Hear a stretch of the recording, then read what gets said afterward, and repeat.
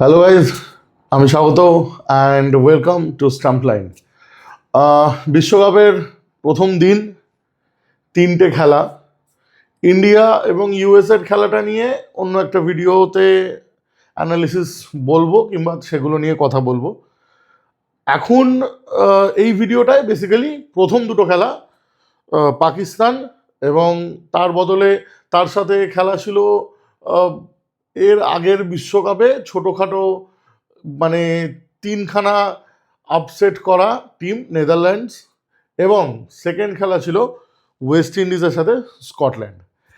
আম, যদি যারা আজকে অন পেপার শুধুমাত্র ফলাফল দেখবে, তারা দেখবে যে প্রথম ম্যাচে নেদারল্যান্ড 147 রান করে, পাকিস্তান 7 উইকেটের বিনিময়ে 3 বল থাকতে ম্যাচটা জিতে যায়, আর ওয়েস্ট ইন্ডিজ 182 করে, আর মোটামুটি 40 রানের একটা জিত।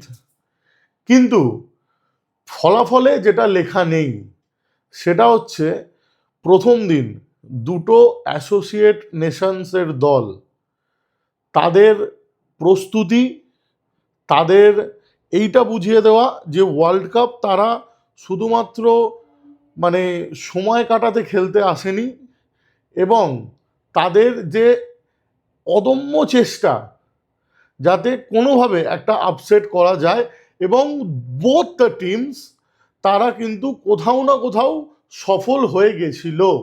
কিন্তু ওই যে বলে যে তীরে এসে তরি ডোবা, কোথাও না কোথাও একটা এক্সপিরিয়েন্সের অভাব এবং ম্যাচ প্র্যাকটিসের অভাব, এবং এই ধরনের দলগুলোর সাথে যেহেতু তারা খুব কম ক্রিকেট খেলে, সেই জন্য শুধুমাত্র অ্যানালিসিসের জোরে এসে আহ, মানে টিমটাকে হারানো একটুকুনি ইম্পসিবল হয়ে পড়ে।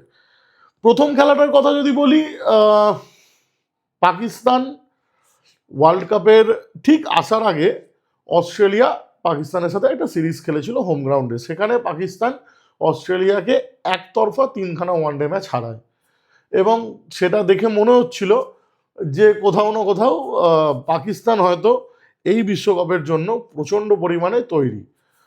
আজকে প্রথম থেকে যদি খেলাটা বলি, তাহলে নেদারল্যান্ডসের প্রথম দিকে একটা সুন্দর শুরু। তারা মিডওয়ে অবধি 15 ওভার অবধি তারা কিন্তু 120 রানের বেশি রান করে নিয়েছিল, এবং তাদের পড়েছিল মাত্র 4টে উইকেট। কিন্তু লাস্ট 5 ওভারে এসে একটা ভরাডুবি হয়, এবং সেখানে মাত্র 147 রানে নেদারল্যান্ডের পুরো ইনিংসটা শেষ হয়ে যায়। পাকিস্তান পাকিস্তান প্রথমে একটা তাবড়তড় মানে শুরুয়াত করে, এবং একটা অসাধারণ একটা স্টার্ট। স্যাম আয়ুব এবং সাহাবজাদা ফারহান দুজন স্টার্ট করে, এবং একসময় পাকিস্তানের 80 রানে 1 উইকেট ছিল। By the way, 148 run chase করতে নেবে 9 ওভারে 80 রানে 1 উইকেট ছিল।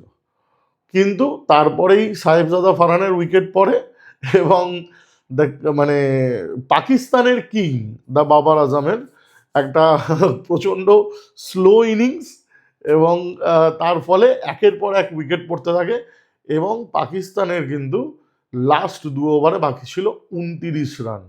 হ্যাঁ, 29 রান। সেইখানে দাঁড়িয়ে শাহিন শাহ আফ্রিদি আর ফাহিম আশরফ দুজনে 19তম যে ওভারটা, তাতে নিয়ে আসে 24 রান, এবং লাস্ট ওভারে 5 রান বাকি থাকে, এবং পাকিস্তান সেই ম্যাচটা জিতে যায়। এখানে মানে আমি বলবো একটা সময় এটা নেদারল্যান্ডসেরই ম্যাচ ছিল, এবং এই ম্যাচটায় কিন্তু আপসেট করার চান্স নেদারল্যান্ডসের ছিল, এবং এই ম্যাচটা যদি পাকিস্তান হারতো, তাহলে পাকিস্তানের এই যে একটা মানে সোকল স্ট্যান্ড এই ওয়ার্ল্ড কাপে, যে তারা ভারতের এগেনস্টে লিগ ম্যাচ খেলবে না, তখন কিন্তু আমার মনে হয় সেই স্ট্যান্ড আর স্ট্যান্ড হয়ে থাকতো না, শুয়ে পড়তো।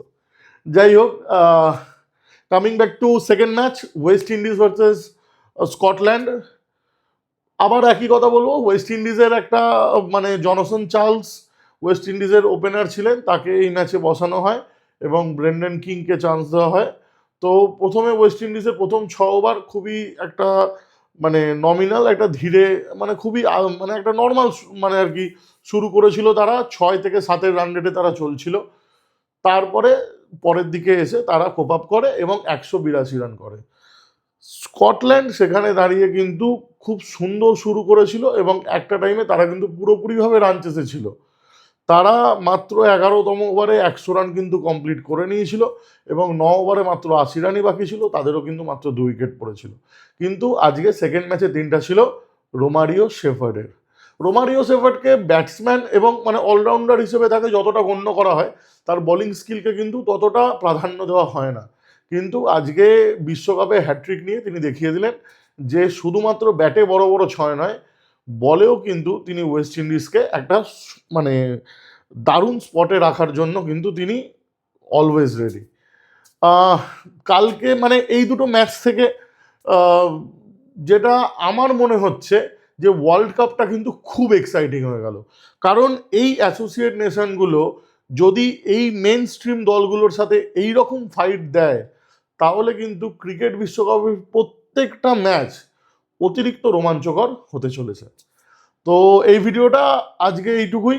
এরপরে ইন্ডিয়া এবং ইউএসএর ম্যাচ অ্যানালিসিস নিয়ে আমরা ভিডিও আনছি, দেখতে থাকো। এবং ভালো স্টাম্প লাইনকে ভালোবাসার জন্য অসংখ্য ধন্যবাদ।